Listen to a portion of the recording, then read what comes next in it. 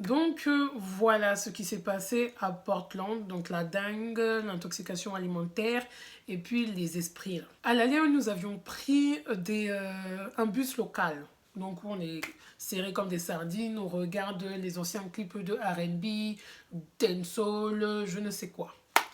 Je me suis dit, oulala, si au retour, là, je dois prendre le bus local, je vais décéder dans le bus. C'est sûr et certain. Donc, ce que j'ai fait, c'est que j'ai pris un autre bus qui s'appelle Bus Knotford. Je me suis allongée dans le bus. Ouais, non, franchement, j'étais trop morte. J'étais vraiment morte.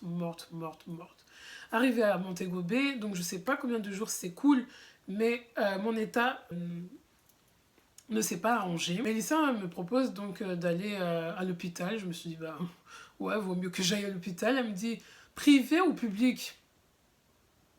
Moi, j'ai dit public. Parce que bon, privé, je ne sais pas. Privé, bon, vaut mieux prendre privé, surtout quand tu es touriste, ça va plus vite et tu as moins de problèmes. Bon, maintenant, c'est la deuxième partie de la story time.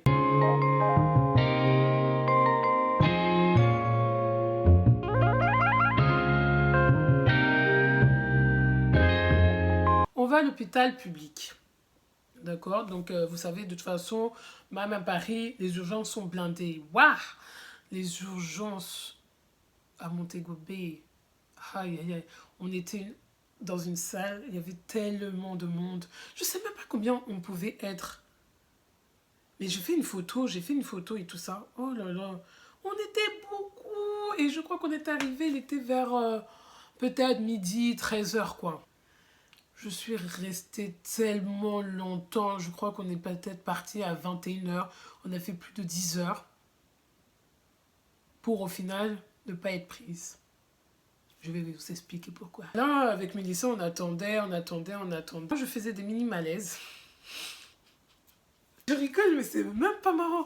Parce que j'étais tellement dans le mal. Donc, mon intoxication alimentaire est partie. J'avais toujours la fièvre, donc suspicion de dingue.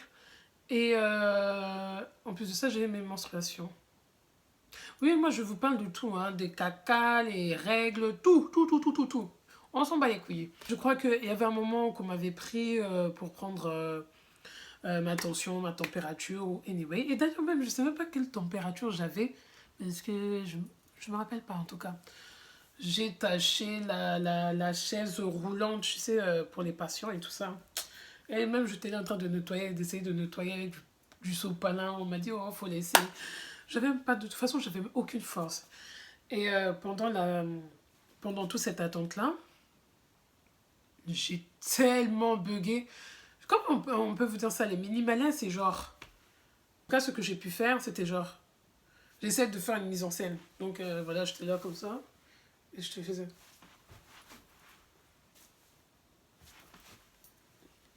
Je vous promets. Et franchement, je vous mens tellement pas. J'étais comme ça. Il y avait un moment, je voulais me mettre par terre. Je voulais m'allonger par terre. Mais Lisa me dit, oui, mais le sol est sale. Tu peux pas faire des trucs comme ça. Je sais pas quoi. Moi, j'étais là en train de souffler. Je me dis, mais voilà, je peux pas rester assise. Là où je suis, là, je n'en peux plus. Je suis en train de faire des mini-malaises comme ça. Non, franchement, j'en pouvais plus. J'en pouvais plus. Et au bout d'un moment, en fait, je dis à Mélissa, ouais, tu peux pas demander aux infirmières ou je sais pas quoi, quand est-ce qu'on va passer, parce que bon, ça fait depuis la nuit des temps qu'on est ici. Après, c'est vrai que moi, j'ai pas capté ce qu'il y avait autour. Au bout d'un moment, on m'appelle. On m'appelle. Donc, on se dirige vers la cabine du médecin. Bon, voilà, on va dans la cabine et tout ça. Ah, le médecin, là, joli garçon, comme ça, piercing, on est, oui.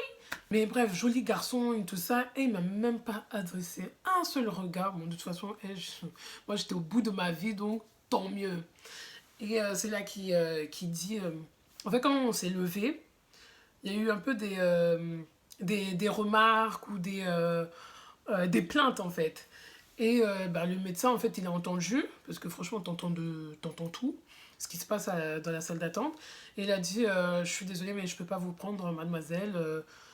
En gros, c'est comme si, en fait, j'avais dépassé les gens, comme si, en fait, comme je suis touriste, je me suis levée comme cela, ou je sais pas quoi, pour bénéficier des soins avant les autres personnes. je suis restée comme ça. Donc il nous a demandé de sortir.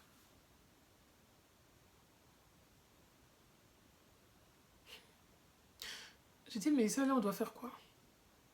Elle me dit, ben si tu veux, on peut attendre. Je fais là, il est 21h. Je vais pas passer ma vie dedans, wesh. Là, ça se trouve, là, je vais mourir là, demain, là. J'ai fait, bon, on rentre à la maison. Je n'en peux plus, je n'en rentrais. Je suis partie dormir et tout ça, j'en pouvais plus. J'arrivais même plus trop à manger et tout ça. Et d'ailleurs, je crois que j'ai perdu 5 kilos comme ça, là. Bim! Donc, on est allé là-bas et tout ça. Et puis, ben, le médecin, il m'a dit, ben, en gros, je pense que vous avez la dengue. Donc, il m'a donné des vitamines et puis un antiviral pendant une semaine. Et puis voilà. Et ensuite, on m'avait fait une prise de sang. Et puis voilà, en fait, si j'avais la dengue, il m'appellerait. Alright. Donc pendant 4-5 jours, j'étais chez Mélissa. Je ne bougeais plus. Je ne faisais rien. Elle venait me donner... Enfin, elle me faisait à manger, bon, comme d'habitude. Et voilà, franchement, elle s'est trop bien occupée de moi. Mélissa, elle s'est trop bien occupée de moi et tout ça. Et bon, moi, je vois que bah, les jours passent et j'ai pas de nouvelles. Alright. Bon, ça veut dire que j'avais pas la dingue, mais qu'est-ce que j'avais alors? C'est pas donc je vais en ville et tout ça. Et je crois en fait. Non, au bout d'un moment, en fait, j'appelle. J'appelle l'hôpital pour savoir est-ce que vous avez reçu mes résultats et tout ça? Parce que bon, je sais que si vous appelez pas, c'est que j'ai rien, mais quand même, tu vois. Enfin, je voudrais quand même savoir. Enfin, anyway. Ou sinon, quand est-ce que je peux récupérer les résultats?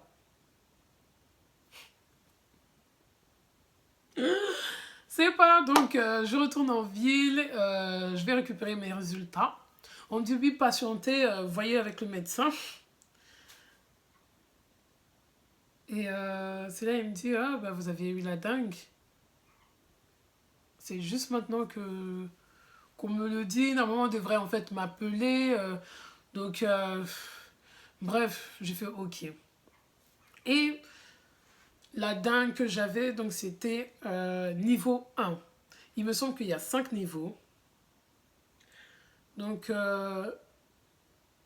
encore le niveau 1, moi en tout cas je ne l'ai pas supporté. Les autres niveaux, là je sais pas c'est quoi, mais c'est à partir du niveau 3, c'est vraiment Bagdad en fait. C'est vraiment Bagdad. 4-5, bon, dites-vous que vous êtes déjà parti. Et à ce moment-là où même moi j'ai eu la dengue, il y avait, je crois, peut-être 5 décès de personnes qui ont eu la dengue à ce moment-là. Et qui sont décédées. Ouais, enfin voilà, il y a eu 5 décès par rapport à la dengue. Donc faites très gaffe quand vous allez dans, on va dire, dans les îles, si vous allez dans les pays tropicaux et tout ça, et que vous avez l'habitude d'être piqué par tous les sens, bouffé dans, comme jamais. Faites super attention parce que vous pouvez attraper la dengue, le chikungunya, tout ce qui est infection avec les moustiques et tout ça, les tiques et tout je sais pas quoi. Faites super gaffe. Bon, c'est la fin de ma vidéo. J'espère que ça vous a plu. Voilà, donc ce qu'il faut retenir, c'est que la dengue, là, c'est pas quelque chose d'anodin. Faites très attention, en tout cas pour les personnes qui sont à peu près comme moi. Allez, salut!